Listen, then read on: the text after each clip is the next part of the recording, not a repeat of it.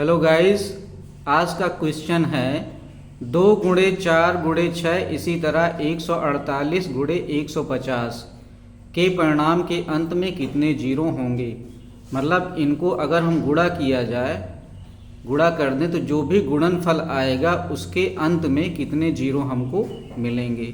तो इसको हल करने के लिए हम क्या करते हैं, पहले 150 में 2 से भाग कर देते हैं तो कितना आ जाता है 75। अब 75 जो आया है इसमें हम 5 से भाग देंगे तो आ जाएगा कितना 15। अभी ये जो 15 आया है ये 5 से कट जाएगा तो 15 को हम भाग दे देते हैं 5 से, आ जाता है 3। अब ये जो भागफल 15 और 3 आया है इसी को हम जोड़ देंगे तो आ जाएगा 18। यही गुणनफल के अंत में जीरो आ जाएगा।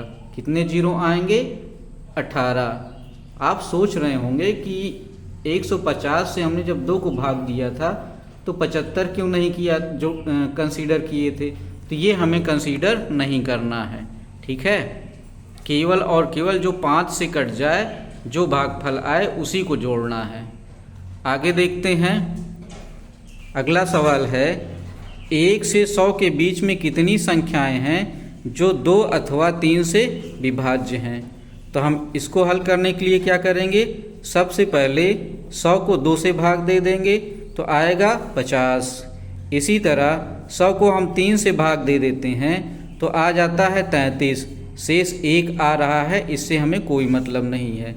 फिर अब 1 से 100 के बीच में ऐसी संख्याएं हैं जो 2 और 3 दोनों से कट जाती हैं। जैसे अगर आप 12 की बात करिए तो 12 2 और 3 दोनों से कट रहा है। तो इन संख्याओं को हम एलिमिनेट करेंगे। तो एलिमिनेट करने के लिए हम क्या करते हैं, 2 और 3 का गुणा कर देते हैं तो आ जाता है 6। अब 6 से हम 100 को भाग करते हैं तो भागफल आ रहा है 16। इस तरह जो भागफल 50 और 33 आया है इसको हम जोड़ देंगे और 16 इससे घटा देंगे तो हमारा उत्तर आ जाएगा 67। मतलब 67 ऐसी संख्याएं हैं जो 116 के बीच में हैं और 2 अथवा 3 से विभाजित हैं। आशा है आपको समझ में आ गया होगा। अब आपके लिए कुछ क्वेश्चन है।